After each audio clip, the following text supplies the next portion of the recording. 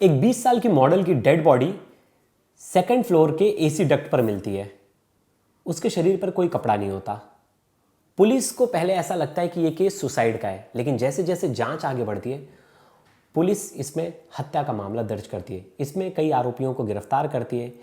इसमें एक जो मेजर आरोपी था उसे भी पुलिस पकड़ती है, लेकिन जिस पे शक था, जिसे अरेस्ट किया था, वो बेल पर बाहर आ जाता है। और पुलिस के हाथ में 8 साल बीत गए, अभी तक कोई ऐसा एविडेंस या इन्वेस्टिगेशन ऐसी नहीं है कि जिसमें बता दिया जाए कि ये मर्डर था या सुसाइड। पुलिस खाली हाथ है और अभी भी ये केस चल रहा है। तो ये कौन वो मॉडल थी जिसकी ये मर्डर मिस्ट्री है? ये मॉडल थी अर्पिता तिवारी, और ये पूरा जो मामला है वो 2017 का है। तो क्या है पूरा मामला, हम इस वीडियो में पूरी मर्डर मिस्ट्री के बारे में जानेंगे, जो कि अभी तक अनसॉल्व्ड है।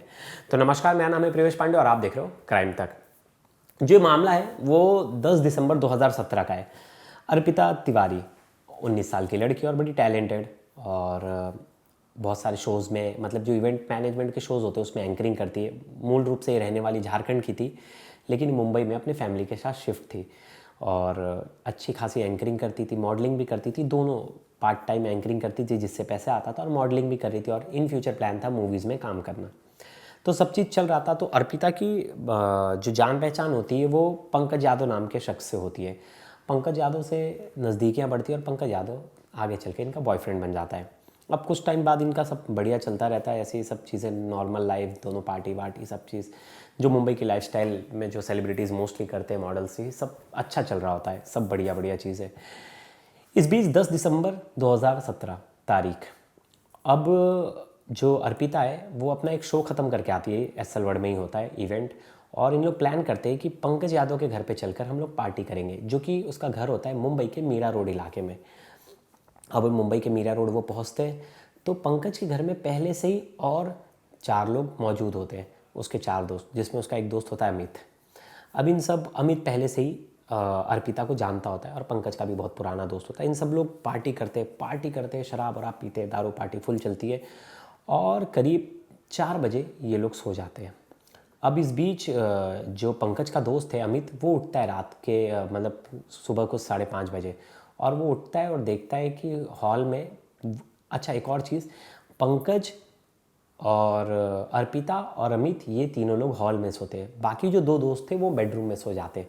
तो जब ये जो अमित है वो उठता है और देखता है सुबह, तो उस कमरे में वो नहीं होती अर्पिता। तो वो यहाँ वहाँ ढूंढने की इसकी कोशिश करता है कि कहाँ चली गई। फिर ये वॉशरूम का देखता है तो अंदर से दरवाज़ा लॉक होता है, खटखट आता है, तो कोई अंदर से बाहर नहीं आता, ना किसी की आवाज़ आती है। तो इसे लगता है वॉशरूम में होगी, जाने तो क्या है। ये फिर उसे अनसुना करके अमित सो जाता है। अब अमित थोड़ी देर बाद फिर इसकी नींद खुलती है, कुछ 7 बजे के आसपास। फिर ये देखता है वापस से अर्पिता नहीं है, तो उसे कुछ शक होता है। ये देखता है कि वॉशरूम का दरवाज़ा अभी भी बंद है। तो ये पंकज को उठाता है, उसके बॉयफ्रेंड को, और बोलता है यार अर्पिता तो नहीं है, कहाँ चली गई, अभी रूम में दिखाई नहीं दे रही है। तो पंकज भी हैरान होता है, ढूंढने लगता है। फिर इन लोग देखते हैं कि दरवाज़ा बंद है वॉशरूम का। ये लोग दरवाज़ा तोड़ देते हैं वॉशरूम का, और अंदर वॉशरूम का दरवाज़ा तोड़ के अंदर जाते हैं तो देखते हैं बालकनी की वो जो वॉशरूम की खिड़की है वो खुली हुई है, लेकिन अर्पिता कहीं नज़र नहीं आ रही। तो इन्हें लगता है कि गलती से हो गया होगा, वॉशरूम का लॉक या कुछ झटके में हमने बंद किया होगा तो लॉक हो गया होगा। अर्पिता हमें बिना बताए घर चली गई होगी। जब अर्पिता की बहन को फ़ोन करता है पंकज, उसका बॉयफ्रेंड, कि क्या अर्पिता घर पहुंची, तो ये कहती नहीं, अर्पिता घर नहीं आई, और मैं ऑफिस में हूँ, तो मैं एक बार पापा से पूछती हूँ। तो अर्पिता की बहन पापा से पूछती है कि क्या अर्पिता घर पे आओ, बोलते नहीं, अर्पिता तो घर पे नहीं आई। फिर ये लोग दौड़े दौड़े भाग भाग के जाते बिल्डिंग के नीचे, वॉचमैन से पूछते और सबसे ये पूछताछ करते होते। अर्पिता का कोई अता पता नहीं, ना बिल्डिंग से जाते वक्त वो सीसीटीवी में कहीं नज़र आती है। तो जब वो गई नहीं, वो नीचे नज़र नहीं आए, तो फिर कहाँ? अचानक से एक आवाज़ आती है बिल्डिंग के एक किसी मेंबर की, और जोर की चीख होती है। सब लोग भागे जाते हैं उस जगह देखने के लिए, अरे क्या हुआ। फिर देखते हैं कि सेकंड फ्लोर के एसी डक्ट पे एक डेड बॉडी है, और वो डेड बॉडी किसी और की नहीं, वो डेड बॉडी थी अर्पिता की, और उसके शरीर पे आधे कपड़े गायब थे, वो हाफ न्यूड हालत में उस पर थी। वो जो एसी का डक्ट था उस पर थी। तो अब पुलिस तुरंत मौका वारदात पर आती है, फ़ोन जाता है पुलिस को। तो पुलिस को स्टार्टिंग में लगता है एक्सीडेंटल केस है, लेकिन पुलिस को फिर भी शक होता है बॉयफ्रेंड और बाकी लोगों पे, तो पुलिस सबसे पूछताछ करना शुरू कर देती है।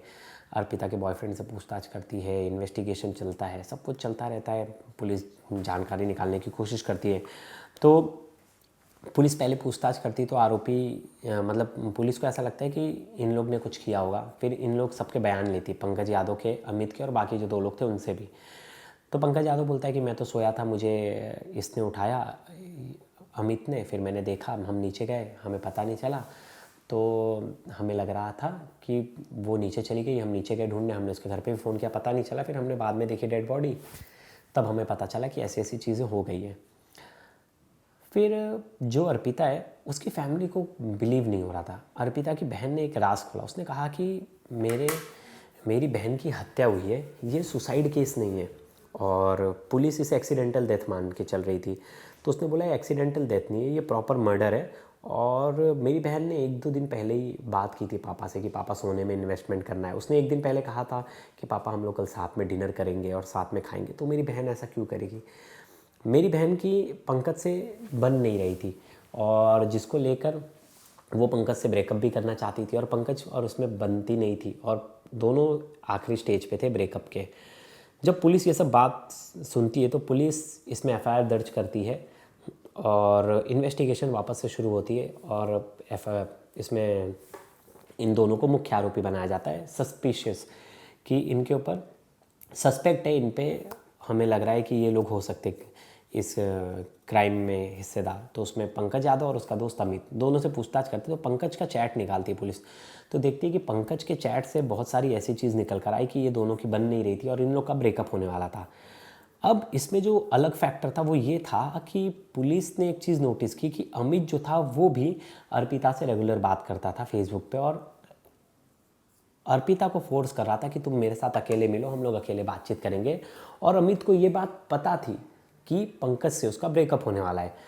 जब पुलिस इन लोग से इन्वेस्टिगेट कर रही थी, सब कुछ बात कर रही थी, तो इनसे पुलिस ने देखा कि बहुत सारे ऐसे सबूत मिले जिससे पता चल रहा था कि पंकज से अर्पिता का ब्रेकअप होने वाला है, जिसको लेकर वो उससे बहुत बार बहस भी हो रही थी और उन दोनों की बन नहीं रही थी। ये बात अमित को पता थी, अमित उसे अकेले मिलने के लिए बोल रहा था। तो पुलिस का इन दोनों पे जो शक है वो गहराता जाता है। अब पुलिस इस बीच में इन्वेस्टिगेशन कर रही थी, सब कुछ चल ही रहा था। अब पुलिस क्या करती है कि जो उनका नौकर है, घर में देखिए एक और शख्स था, वो था इनका नौकर, उसका नाम था कृष्णा। वो कृष्णा से पूछताछ करती है, तो कृष्णा बताता है कि मैंने देखा कि जो अमित है, पंकज भैया का दोस्त, वो अर्पिता के पास था और अर्पिता के साथ गलत हरकत कर रहा था। तो अर्पिता बहुत नशे में थी। मुझे लग रहा था कि इसमें 5:30 बजे की बात बता रहा है ये नौकर। वो बोला कि मुझे लगा इसमें अर्पिता की सहमति है। अब जब अर्पिता की सहमति है तो मैं सो गया वापस। फिर मैं उठा एक बार तो उसने, अमित ने मुझे देख के सोने की एक्टिंग की, फिर मैं वापस सो गया। मैं बोला जाने दो, दोनों की रजामंदी होगी। फिर जब पुलिस अब क्या करती है, पुलिस को अब सब पे शक होता है, चारों लोगों पे, नौकर पे भी, सब पे, कि नौकर क्या सच बोल रहा है। नौकर अपने पंकज के बोलने पे तो ऐसा बयान नहीं दे रहा है। पुलिस सबका पॉलीग्राफी टेस्ट कराती है, नौकर का भी, अमित का भी, पंकज का भी, और जो बाकी 2 दोस्त थे उनका भी। तो एक शॉकिंग चीज़ होती है, सबके रिजल्ट पॉजिटिव आते हैं। मतलब जो पंकज ने बात बताई वो सही थे, जो नौकर ने बात बताई वही चीज़ उन्होंने पॉलीग्राफी टेस्ट में भी बोला। सिर्फ एक शख्स की बयान जो है वो मैच नहीं होता है, वो था अमित। अब अमित का बयान मैच नहीं होता तो पुलिस को पूरा शक अमित पे जाता है, और अमित के से ऐसा लगता है कि अमित ही पुलिस को गुमराह कर रहा है, और कहीं ना कहीं इसमें इन्वॉल्वमेंट अमित का ही है। घर वालों का प्रेशर बढ़ता है, पुलिस मर्डर, हत्या का मुकदमा दर्ज करती है। कितने तारीख को? 18 जनवरी 2018 को। मतलब 10 दिसंबर को ये पूरी वारदात हुई थी, और 18 जनवरी को, मतलब 1 महीने और 8 दिन, मतलब टोटल 38 डेज बाद इसमें पुलिस मर्डर का केस दर्ज करती है। मर्डर का केस जब दर्ज करती है तो उसमें पुलिस सबूत इकट्ठा करती है, जिसमें पुलिस 2 केस और लगाती है, जिसमें एक था कि सबूत मिटाने के, वो भी अमित पे ही करती है। क्योंकि लास्ट टाइम अमित ने जो बात कही थी और जो नौकर की बात थी उसमें काफ़ी डिफरेंस था। अमित का ऐसा कहना था कि अमित जो है उसने देखा था अर्पिता को, मतलब अर्पिता को नहीं देखा उसने उठने के बाद, और वॉशरूम गया तो वो अंदर थी, उसे लगा तो वो आके वापस सो गया। लेकिन वही कृष्णा का कहना था कि अमित उसके बाजू में ही सोया था और उसके साथ गलत हरकत कर रहा था।